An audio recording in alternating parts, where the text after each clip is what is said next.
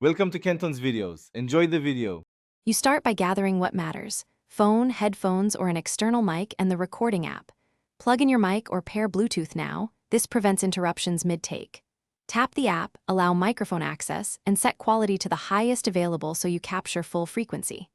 Once done, position the mic about 6 to 12 inches from your mouth and turn off notifications. This reduces background pops. Make sure battery and storage have room before you hit record. Now focus on sound control. Run a short test recording to inspect volume and tone.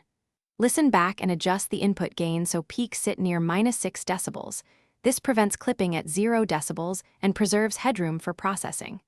Position yourself slightly off-axis from the mic and hold a steady distance to minimize plosive blasts.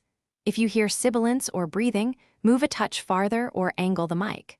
Once levels are stable, record your full take with confidence. Finish by reviewing and editing.